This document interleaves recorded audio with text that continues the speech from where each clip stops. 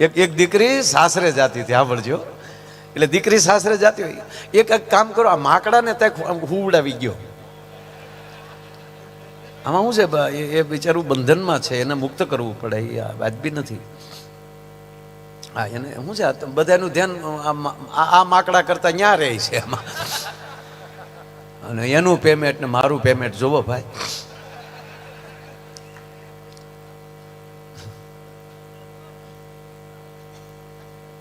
બહુ સરસ છે,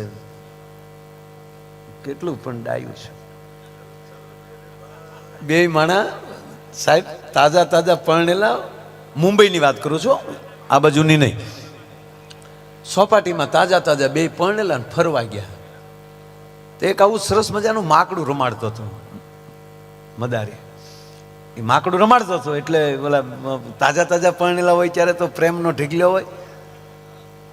પત્ની જે બાજુ જોવે એ બાજુ વયો જાય. એટલે એની પત્નીને થયું કેટલું સરસ માકડું છે. ત્યાં તો ઓલો કે લેવું છે, તક ના ના તમે છો ને. પણ તોય પછી આનું મન થયું કે જરા આને પૂછું. એટલે એનો ખેલ પૂરો થયો. એટલે કોઈ 10 રૂપિયા, કોઈ 50 રૂપિયા નાખેલા. એટલે ઓલો ભાઈ જે હતો માકડાવાળો, એ બધા પૈસા ભેગા કરીને માકડું આવી રીતે જ ખંભે બેસી ગયેલું માથું પકડીને, અને ઓલો બેઠો બેઠો ગણતો હતો. અને ઓલું માકડું એટલું બધું સરસ હતું, જલ ચંબુરિયા, ગ્લોટ લગાવતો ગ્લોટ લગાવે, દોરી પે ચલો દોરી પે ચલે, ઉલટી ગ્લોટ લગાવતો ઉલટી ગ્લોટ લગાડે, એટલું બધું સરસ. તો ઓલો બેઠો બેઠો ગણતો હતો. એમાં આ બેન જે હતા ને પતિએ ન્યાજીને કીધું કે હે ભઈલા આ માકડું કેટલામાં લીધું? તો ઓલે જવાબ ન આપ્યો, પૈસા જ ગણતો હતો. બીજી વાર કીધું ભઈલા તમને કહું આ માકડું કેટલામાં લીધું? ઓલા ભાઈએ જવાબ ન આપ્યો, ગણતો જ હતો. ત્રીજી વાર કીધું તમને કહું ભાઈ આ માકડું કેટલામાં લીધું? તોય જવાબ ન આપ્યો. ત્યારે એ ઓલા જે પત્ની હતા આ ભાઈના, એણે કીધું ભઈલા ક્યારના તમારા ભાઈ તમને પૂછે છે આ માકડું કેટલામાં લીધું, તમે જવાબ કેમ નથી આપતા? ત્યારે એ મદારી એટલું બોલ્યો કે હે બેન મેં તમને ક્યારેય પૂછ્યું કે આ તમારું માકડું કેટલામાં આવ્યું? ઓલી દીકરી ટૂંકમાં સાસરે જાતી હતી. એ સાસરે જાતી હતી એટલે કોઈ પણ દીકરી સાસરે જતી હોય એટલે વળાવામાં વિદાયમાં આખો પરિવાર રડે. દીકરી પણ રડતી હોય, બાને બધ ભરીને મળતી હોય, દાદીમાને મળતી હોય, બેનપણીઓને મળતી હોય, આખો પરિવાર રડતો હોય. આખું વાતાવરણ ચેન્જ થઈ જાય, પવન થંભી જાય, ઝાડવા રોર આવે, દીકરી વિદાય થતી હોય. હવે અહીંયા આવું કાંઈ નહોતું, એકલું પરિવાર જ રડતો હતો, દીકરી નહોતી રડતી. બોલો, એ તો વરરાજાનું બાવડું, હવે નવી ફેશન આવી ને, બાવડું પકડીને ગાડી સુધી જાય. ગાડીએ પહોંચી ગયા, આખું ઘર રડે, દાદીમાં રડે, એની બેનપણીઓ રડે. આ બેન નહોતા રડતા, એની સાળીઓ, ઓલા વરરાજો હતો એની સાળીઓ બધી રડતી હતી. એટલે એણે એની સામું જોયું. એની સામું જોયું તા તો આ બેન ખીજાણા કે તમારા ડોળામાં હક નથી લાગતો, હું ટગર ટગર બેહો ગાડીમાં. એ ભખ દઈને જોટો માર્યો એટલે ઓલો ગાડીમાં બિચારો બેસી ગયો. તેને થયું કોઈ બાપા હજી તો ગાડીએ પહોંચ્યા ત્યાં ઘૂસતો આવ્યો. હન દીકરી પાછી ફરી, પાછી ફરીને રડતા થયા અને કીધું શું રોવા બેઠ્યું જ બધ્યું જ ચૂપ, શું કામ રડો? હું શું પહેલી વાર હારે જાઉં છું? પછી ખબર પડી કે એટલે જ રડતા હતા કે હવે મારી માં રહેજે. પણ મારો કહેવાનો સૂર એ છે બાપ કે આ દેશને, આ ધરાને ઉત્તમ સંતાન જો કોઈ આપતું હોય તો આ દેશની માં આપે છે. પ્રથમ જવાબદારી જનેતાની છે. ધરાવીને ધાન ન નીપજે, કુડવીને માડું ન હોય, જેસલ જખરા નીપજે, જેની માં ઓથલ હોય. ધર્મ ત્યાંથી રહેશે. એટલે હમણાં જ આયા જે આલરડું ગવાણું કે પેટમાં પોટી સાંભળેલી શિવે રામ લક્ષ્મણની વાત, અને બાલુડાના મુખસે દીધી ઉડી એની ઊંઘતે દીધી. સંપત્તિને આવતાય વાર નથી લાગતી ને સંપત્તિને જાતાય વાર નથી લાગતી. પણ કહેવાય કે બાપ સંસ્કારને આવતાય પેઢીયું લાગે છે અને સંસ્કારને જાતાય પેઢીયું લાગે છે. આજે રાજપૂત સમાજ 18 વરણ મારી સામે બેઠો છે. આયોજન રાજપૂત સમાજનું છે, પણ 18 વરણને આમંત્રણ આપ્યું છે. જેની અંદર સત્ય હોય, જેની અંદર પ્રેમ હોય, જેની અંદર કરુણા હોય, નાના માણસનું દુઃખ જોઈ જેની આંખનો ખૂણો ભીનો થતો હોય, જેને 18 વરણને પ્રેમ કરવાની તાકાત હોય. ગામને પાદર પાળિયા શું કામ છે? એણે પોતા માટે માથા નથી આપ્યા, આ દેશની સંસ્કૃતિ માટે જેને માથા આપ્યા છે એ સમાજ બેઠો છે. એણે કોઈની ગાયું વળીને જાતિથી પૂછ્યું નહોતું કે આ કોની ગાયું છે. કોઈ બેન દીકરીને આબરૂની ઉપર કોઈએ ઘા કર્યો હોય ત્યારે પૂછવા નથી ગયા કયા સમાજની દીકરી છે. જેણે રાષ્ટ્ર માટે, જેણે ધર્મ માટે, જેણે આ દેશની સનાતનતા માટે ગૌરવ લઈએ છે સાહેબ અત્યારે કે ભગવાન સોમયાનાથનું જ્યાં મંદિર જોઈ,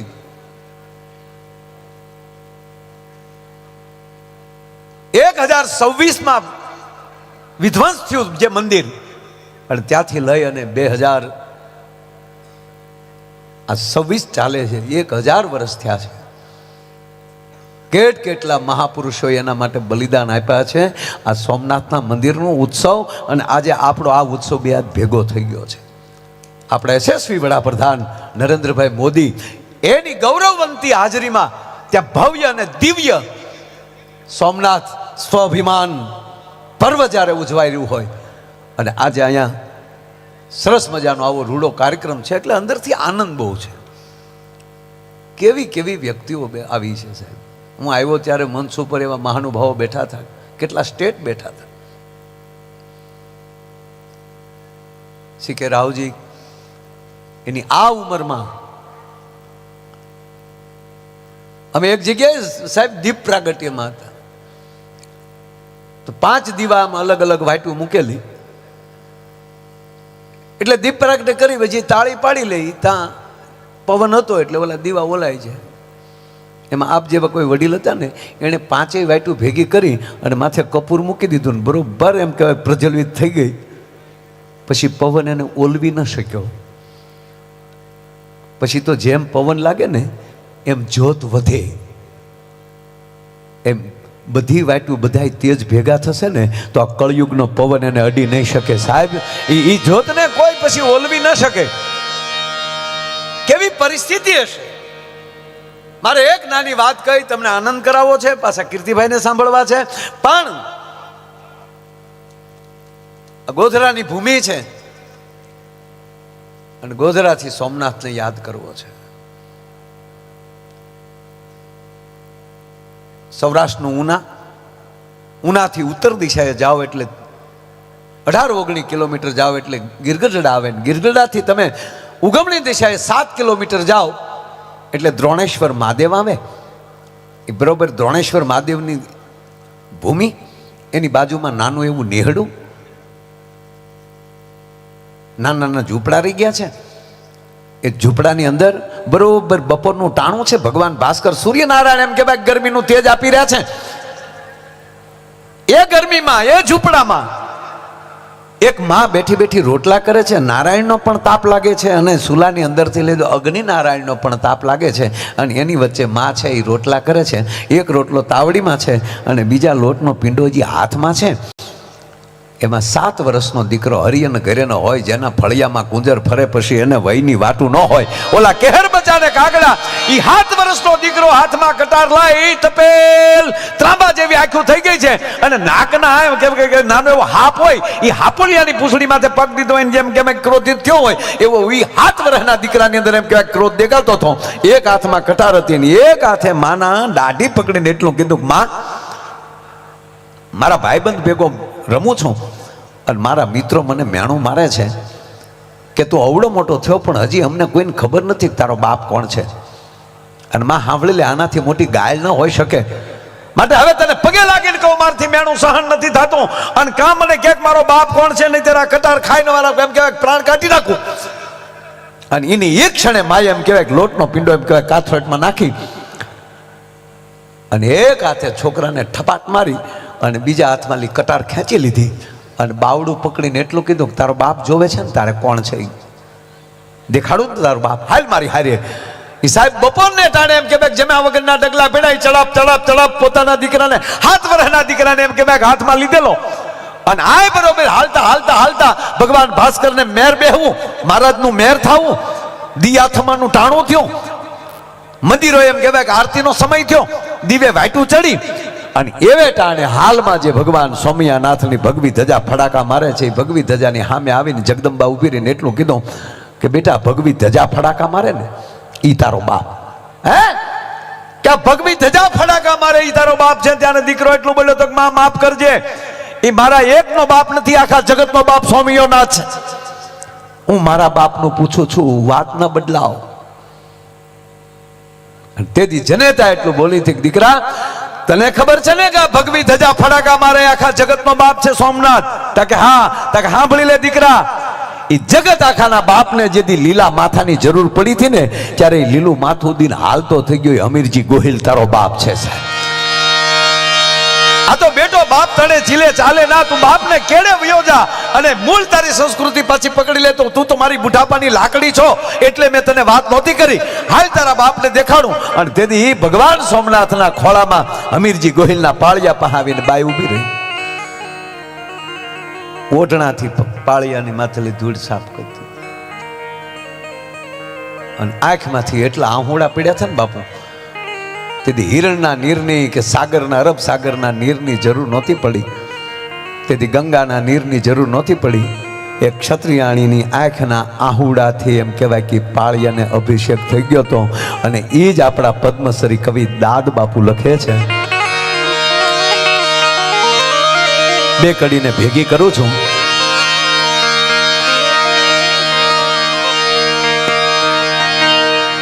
ગંગાજી કે બોલા જમનાજી ના બોલા, નિર્ગંગામાં નથી નાવું.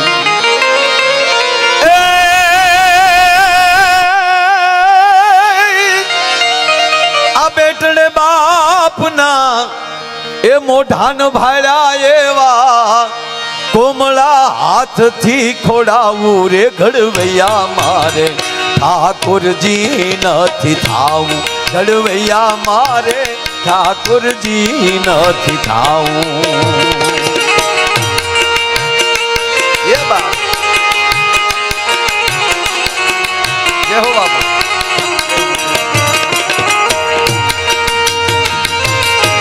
આપ સર્વે હાજરી આપી ખૂબ ખૂબ આભાર મારો. જય હો મળશું.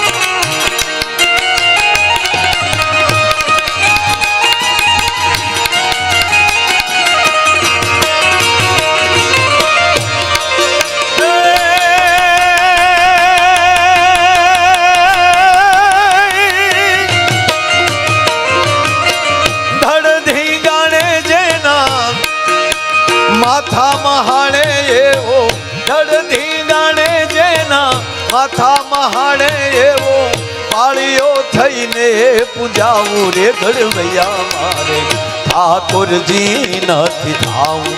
ઘડવૈયા મારે ઠાકોરજી નથી થાવું.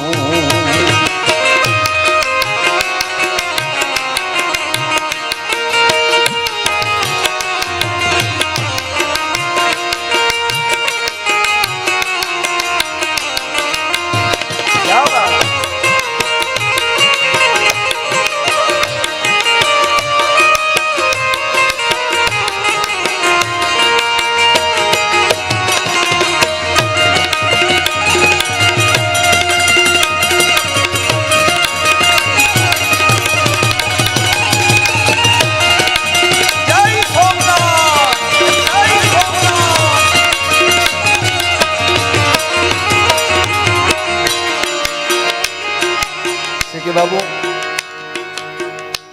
જ્યારે ગજની મોહમ્મદ ઘોરી અલગ અલગ અલગ અલગ અલગ જે આવતા ગયા, પણ હમીરજીએ જ્યારે એમ કહેવાય કે એ બધાએ અલગ અલગ અલગ અલગ બધાએ જેટલા જેટલા રજવાડા હતા એ બધાએ પોતપોતાના સૈનિકો લઈને ત્યારે સોમનાથની સખાથે આવેલા. આ વાત અંડરલાઈન એ માટે કરવા માંગુ છું. હવે જ્ઞાતિ જાતિના વાડા મૂકીએ, ભારતી બનીએ. ત્યારે એ સુલતાન જે છે એ ટેકરા ઉપર ચડીને રાતનો જોવે છે અને એના સુબાને કીધું કે ભાગી જવાય અને આપણે ન જીતી શકીએ. ત્યારે આપણો કોક હોય ને ભારતનો, એને કીધું ક્યાં હુઆ આપકો, आपको तकलीफ क्या है? कि देखिए कितने लोग कितनी मसाल जल रही है. ત્યારે ઓલાએ કીધું મસાલું નથી જગતી, અમારે દરેક વરણ નોખું નોખું રાંધે છે. હે દરેક જ્ઞાતિ નોખું નોખું રાંધે છે, આ સૂલા નોખા નોખા છે. ત્યારે વિદેશી હરામીએ કીધું તું તો હમ જીત ગયે, जिनके अन अलग उसके मन अलग. અને આપ જાણીએ છીએ કે હમીરજી જેવા મહાપુરુષોને આપણે ગુમાવવા પડ્યા છે. બસ બાપ આપના દીકરા તરીકે પ્રાર્થના કરું છું, આવો ભારતીય બનીએ. અહીંયા ઘણા બધા RSS ના મિત્રો બેઠા છે, અમારે સિસોદિયા સાહેબ, મહેતા સાહેબ. એક એક દીકરો અર્પણ કરો રાષ્ટ્ર માટે. આ નાનું કુટુંબ સુખી કુટુંબ આપણને આમ ગમે, પણ મને ન ગમે. પેલા હાથ દીકરા થતા, પછી એમ કહેતા હાથ ભાઈઓ છે એનામાં બે રહેવા દે. રાષ્ટ્રને એક એક બાળક આપણે અર્પણ કરીએ, સંઘમાં જોડાઈએ.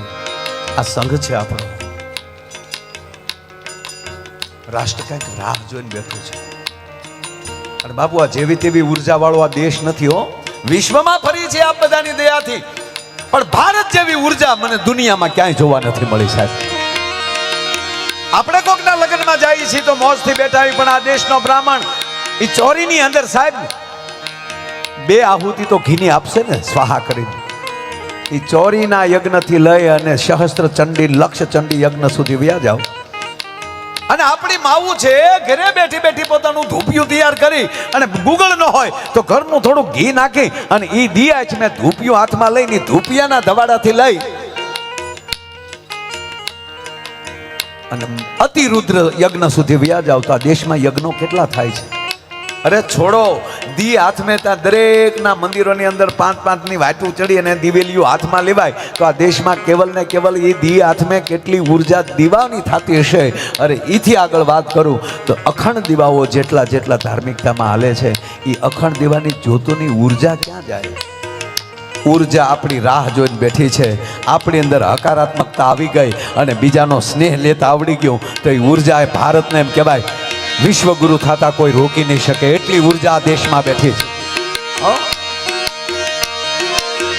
ધડ ધીંગાણે જેના માથા મહાણે એવો પાળીઓ થઈને પૂજાવું રે ઘડવૈયા મારે ઠાકોરજી નથી થાવું. ઘડવૈયા મારે ઠાકોરજી નથી થાવું.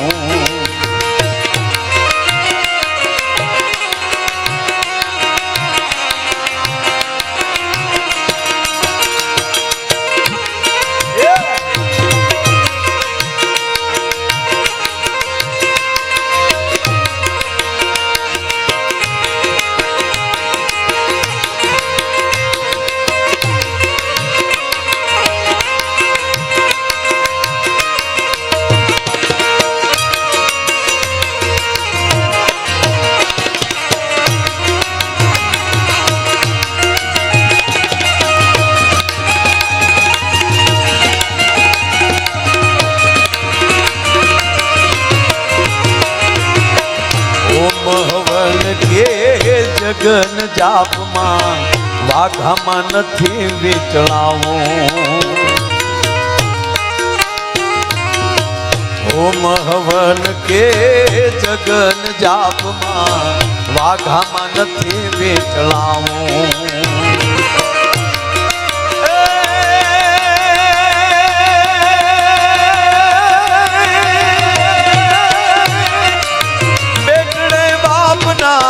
મોઢાન ભાડા એવા બેટડે બાપના મોઢાન ભાડા એવા કોમળા હાથથી ખોડાવું રે ઘડવૈયા મારે ઠાકોરજી નથી થાવું. ઘડવૈયા મારે ઠાકોરજી નથી થાવું. ઘડવૈયા મારે ઠાકોરજી નથી થાવું. ઘડવૈયા મારે ઠાકોરજી નથી. ધડ ધીંગાણે જેના માથા મહાણે એવો પાળીઓ થઈને પૂંજાવું. ઘડવૈયા મારે ઠાકોરજી નથી થાવું. ભારત વર્ષનો યુવાન હાથમાં શમશેર લઈ લે તો એક એક તલવારના ઝાટકે 10-10ના માથા ઉડાડી નાખવાની તેવડ છે. ભારત વર્ષનો યુવાન હાથમાં માળાનો બેરખો લઈ લે તો અખિલ બ્રહ્માંડના માલિકને ધરતીમાં હેઠો ઉતારવાની તાકાત છે. અને એનો એ ભારત વર્ષનો માણસ ઉઠાય છે હોંડા હાકે તમારી ઉર્જાનો ઉપયોગ ક્યાં કરવો એના ઉપર આધાર છે. સાહેબ આપણે 18 વર્ષના થાય ને ત્યાં સુધી આપણી ઉંમર ગામ ગણતું હોય કે ફલાણા ભાઈનો દીકરો એટલા વર્ષનો થયો, ફલાણા ભાઈના દીકરી એટલા વર્ષના થયા, ગામ ગણે. અને પછી 19 આવે ને એટલે પછી પોતે ગણે. ઘણા નથી ને બાપાને કહેતા કે બાપા 19 ના થયા, ત્યાં ડાળે વળગાડો. એ 19 એટલે હું ગણીશ, હું પોતે હવે ગણીશ. એ હું જ આવે, અભિમાન આવે એટલે ઝેર આવે, એટલે વિષ. કોઈ પણ આપણે જેટલા દીકરી દીકરાઓ બેઠા છે એ જીવનનું ઝેર 20 વર્ષથી ચાલુ થાય.